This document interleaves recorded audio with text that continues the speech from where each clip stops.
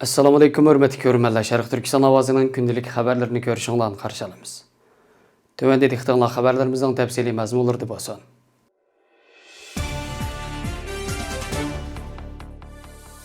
Yangi Zelandiya parlamenti 4 va 5 may kunlari Xitoyning Uyg'urlar tutgan muomalasini irqiy qirg'inchilik deb e'tirof qilish to'g'risidagi bir qaror loyihasini 2 kun muzokara qilib, oxir birdek ovoz bilan Xitoyning qilmishini eg'ir kishilik huquq dafsanchiligi deb e'lon qilgan. 5 may Yangi Zelandiya parlamentidagi hokimiyat beshidagi Emgakchilar partiyasini o'z ichiga olgan barliq partiyalarning birdek qo'llashi bilan ma'qullangan qaror loyihasi Xitoyda Uyg'urlarga qarshi eg'ir kishilik huquq dafsanchiligi yuz berayotganligini e'lon qilib qolmay, hukumatni aloqador xalqaro qonunlardagi qurollarni ishga solib, bu dafsanchilikka xotim berishga chaqirgan. Yangi Zelandiyadagi o'ktish partiya AKT partiyasining o'tgan hafta parlamentga Xitoyning Uyg'urlar tutgan muomalasini irqiy qirg'inchilik deb e'tirof qilish to'g'risida qaror loyihasi sunishi bilan Uyg'ur masalasi Yangi Zelandiya siyosiy sahnasida munozara qo'zg'agan.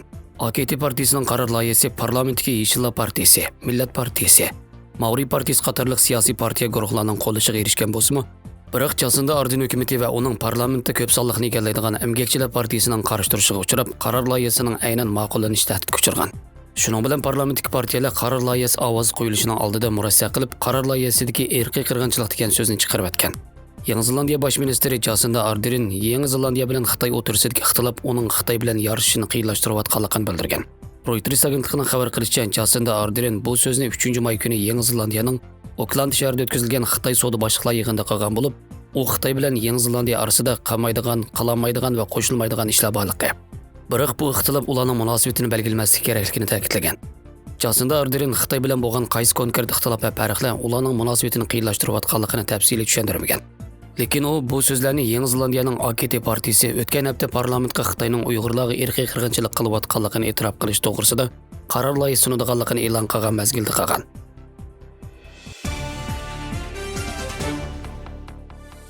Qirg'iziston prezidenti Sadir Japarov parlamentlik tuzimidan prezidentlik tuzimiga o'tishni mazmun qilgan yangi asosiy qonunni imzoladi. Qirg'iziston prezidentlik mahkamasi matbuot ishlari ishxonasi bayonot e'lon qilib, prezident Sadir Japarovning 11-aprildagi umumiy xalq bilet tashlash faoliyati orqali qabul qilingan yangi asosiy qonunning ijro qilinishini mazmun qilgan qonunni ijroiya, adliya va qonun chiqarish organlarining vakillari ishtirok qilgan bir marosimda imzolaganligini uqtirgan.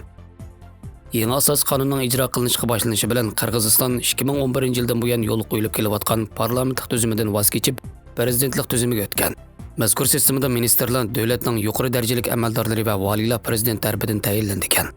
Davlat yana tavsiya xarakterli qarorlarni chiqaradigan xalq qurultiyi nomli yangi bir organ ta'sis qilingan ekan. Qirg'iziston xalqining 79,18% umumiy xalq bilet tashlash faoliyatida davlatning prezidentlik tuzimiga o'tishni qo'llaydiganligini bildirgan edi.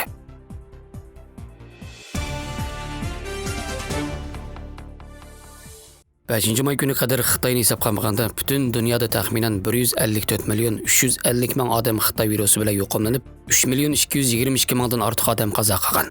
Hindistonda Xitoy virusi bilan bir kunda qazo qilganlarning soni rekord yaratgan bo'lib, doktorxonalarda davomli oksigen eg'ir kamchil bo'lib, yuqori sut aralashgan.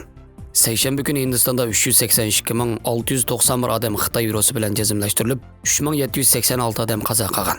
Bu bir kunda qazo qilganlarning sonida eng yuqori rekord yaratgan kun. Hindistonda yuqum ahvoli eng og'ir bo'lgan rayonlardagi doktorxonalarda eg'ir oksigen kamchil bo'lib, Yangi Dehlida har kuni 976 tonna davolash oksigeniga ehtiyojli ekan. Ammo federativ hukumat faqat 490 tonna taqsim qilgan.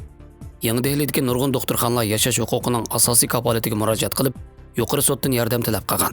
Yuqori sud mahkamalari oksigen bilan ta'minlash yetarli bo'lmag'achqa bemorlarning vaqtida davolanmay o'lib ketishi jinoyat ekanligini o'ttirib qo'ygan.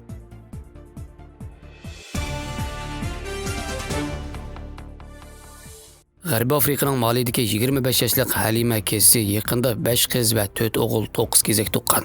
Ona bolaning salomatligi ahvoli yaxshi bo'lib, alomat bir ish bo'lgan. Halima Kessi 4-may kuni Marakesh doktorxonasidagi tug'ut operatsiya bo'limida doktor tug'utdan burungi ultra ovoz to'lqin orqali bayqalgan 7 bovoqning aslida 9 bovoq ekanligini bildirib, buning nihoyat kam uchraydigan bir alomat bo'lganligini bildirib, ona va 9 bovoqning ahvolining yaxshi ekanligini, ularning bir necha hafta ichida uyga qaytadiganligini bildirgan. Hozirgi jins dunyo rekordini yaratgan birlik etimda eng ko'p tuqqan amerikalik ayol Nadia Sulayman bo'lib, u sun'iy urug'lantirish orqali homildor bo'lgandan keyin 2009-yil 26-yanvar 6 o'g'il va 2 qiz tuqqan ekan.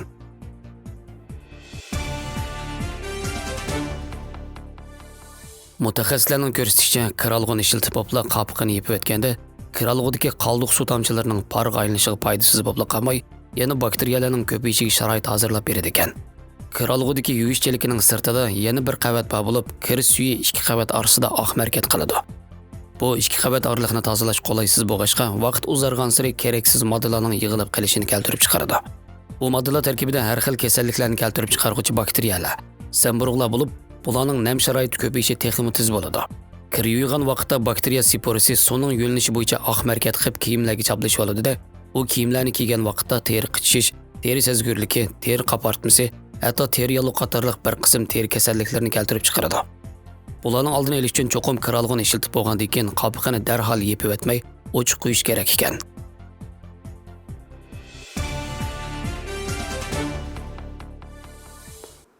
Xabarlarimizni ko'ngilingizga rahmat. Ko'rishguncha omon bo'linglar. Xayr xo'sh, Allohga emanet.